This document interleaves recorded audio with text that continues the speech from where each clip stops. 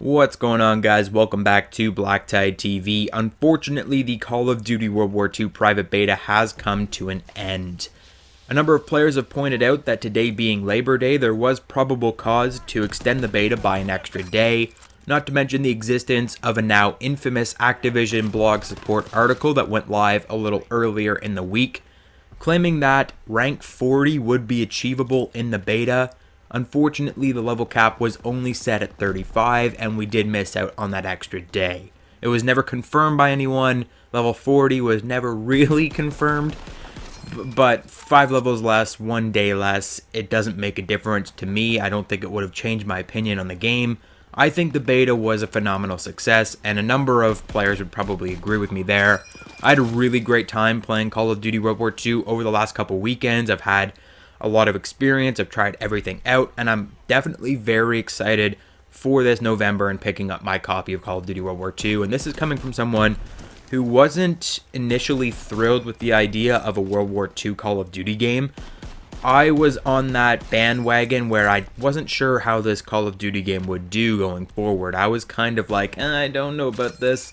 And I was seriously concerned for my channel's future. I'm like, I don't know if I'm going to have to get into other games or if I'm going to have to play previous Call of Duty games if this one doesn't pan out with the new Call of Duty audience. But I've heard a lot of positive feedback, and I'm so glad that it's like that, because this game is really fun. I'm really enjoying it. Unfortunately, that doesn't seem to be the case for everyone in the Call of Duty community, at least in the Call of Duty YouTube community. So I don't watch a whole lot of Call of Duty YouTube because I want to prevent any bias from popping up. I don't want people coming to my videos and saying, oh, you stole this idea from this person.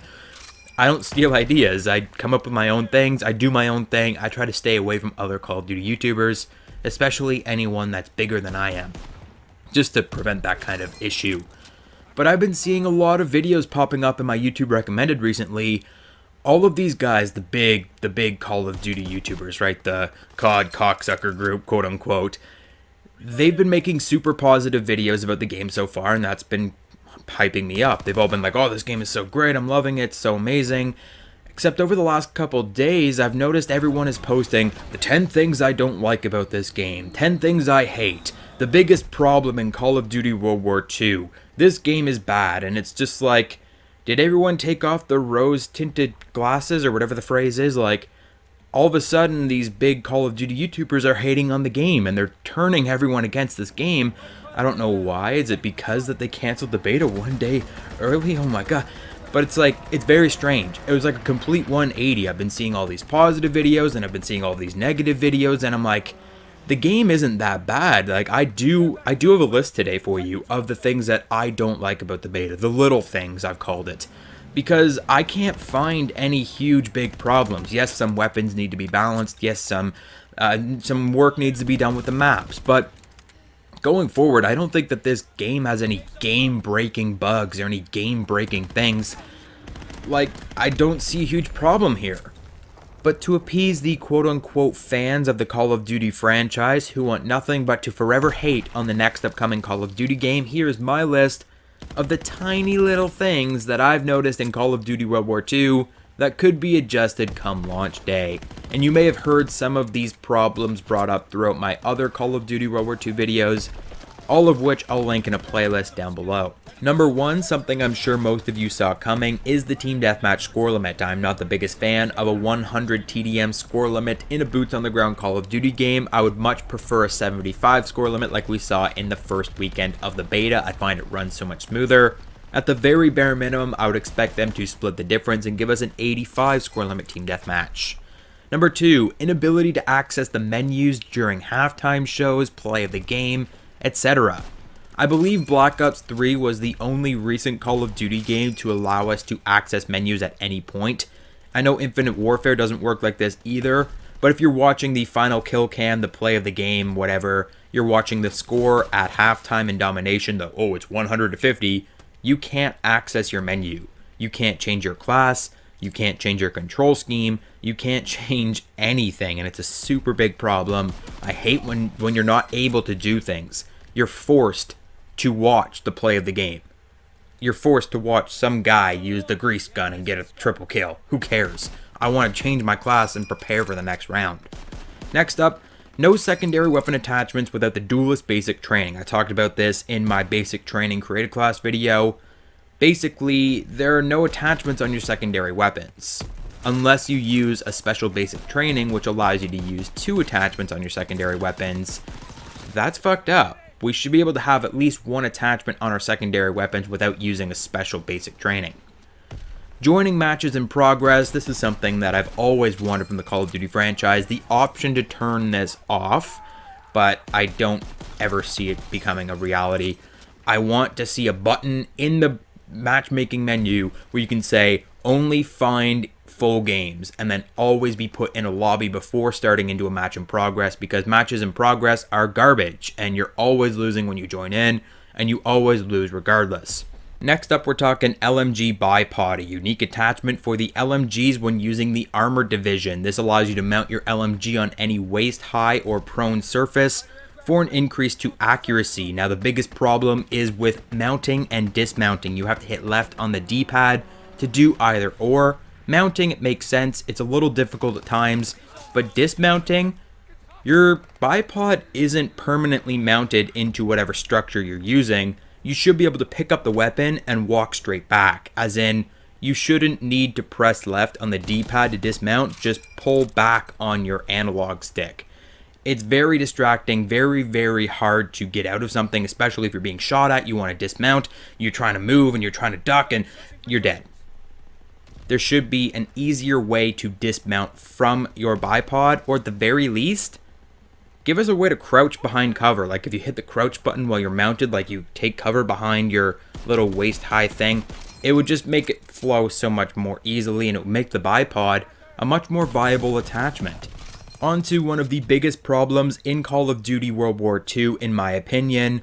Rather than endorsing the technique by adding in new control schemes, we should be neutralizing jump shotting in this game. Too many players think this is Infinite Warfare, Black Ops 3, to the point that I've seen casual video game review channels, people that don't even play Call of Duty, complaining profusely about jumping jack players, commenting on the strength of the average World War II vet's calf muscles. I would propose some sort of momentum system so that you can't jump as high or as far until you put some sprint behind it, or making it some kind of ability. I don't know how they could fix this, but something needs to be done about jump shotting in this game, or a great number of the casual old school Call of Duty players, the people that want a boots on the ground game, will leave again, because it's not truly boots on the ground if everyone wants fucking jetpacks. Next up, unlock tokens. It's 2017. Do we seriously need a Call of Duty game with unlock tokens in it? I'm so sick of unlock tokens. Oh, you've unlocked the thing by hitting the right level, but you can't use it because you don't have any tokens. You're going to have to prestige so you can use that next time. It's the dumbest system ever, forcing people to prestige when they don't want to. I'm an advocate for prestige. I like going through all of the prestige. I like hitting max rank. But some people don't want to do that, and they want to experience the entire game on their first prestige. With unlock tokens, you can't do that because they never give you enough. So, unlock tokens seriously need to go. Speaking of things that seriously need to go, the infantry division bayonet charge sprint delay. If you haven't noticed, when using the infantry division with a rifle equipped with bayonet, after doing your bayonet charge, you are stuck with a massive delay, during which you can't sprint, you can't bayonet charge again, you're basically a sitting duck. In fact, I think you might even move slower than you do naturally after every bayonet charge. And the perk, the basic training responsible for allowing you to sprint again sooner, energetic, has little to no effect on this delay. I hope this is a glitch or an issue that they're going to fix, because it kind of takes away from the glory of doing a bayonet charge into enemy lines. It definitely takes away from the experience. Another couple small little problems in terms of the menu system. The final scoreboard at the end of a game pops up after the game rather than on the map. So in every other Call of Duty game, you get like a zoomed out picture of the map and then the scoreboard pops up while you're in the game. So you're forced to look at the scoreboard and be like, damn, that guy's good. Whereas in this game, it doesn't pop up until after the game concludes. So there's like this random picture of the map, and then the game ends, and then you go to the menu system, and then you see the scoreboard in the top 3. It seems like it's really off. The pop-up menu system as a whole is just very jarring and takes you out of the experience, though I'm sure this is just an issue with the beta itself, as earlier in the beta there were a lot more issues with the same system. You would be staring at a blank screen for a good 2 minutes before finally being brought back to the in-game lobby, and then you would be starting the next match before you even have time to look at your unlocks. But that's already been fixed, so I'm sure that this is just an issue with the beta itself. And speaking of issues with the beta itself that have already been resolved, my next little issue that I had was no next map preview and vote, so you actually couldn't vote on whatever map was coming up next or mode that was coming up next in the Mosh Pit playlist. They've already said that they're going to fix this in the full game. There will be a next map preview and a voting system for the next map, so I'm super happy about that.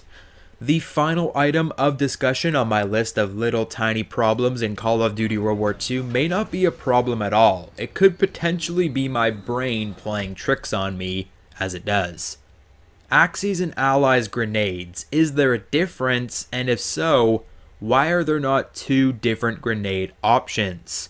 When using the Mark II fragmentation lethal grenade as your equipment, you may not have noticed, but depending on which team you're on, you will have access to a different grenade.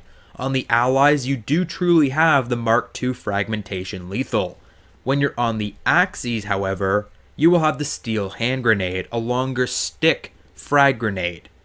Now, I don't know about you guys, but when throwing the stick grenade, it definitely seems like it bounces a lot more, and it will hit obstructions in its path, especially when throwing through small railings, small fences. With the frag grenade, it will go directly through the fence, whereas I've noticed that the steel hand grenade will bounce off the fence. It might just be my imagination, but I think there's a difference between these 2 frag grenades. Is there also a difference in damage, in range, in blast radius, in throwing distance? I'm definitely interested in knowing the specifics, and I definitely want to hand test this when the game comes out. If they're different, why can't they be different? Why not make them 2 completely different grenades and give them different stats so that you have to choose one or the other? Regardless of if you're on Allies or Axes, you should be able to use one or the other grenade and make them different. That gives you more equipment to use in Call of Duty World War II. Just makes sense to me. But that is it for my list of little tiny things that are potentially issues in Call of Duty World War II. Some of those can be fixed, some of those are just the community as a whole, or just the audience being nitpicky, myself being nitpicky.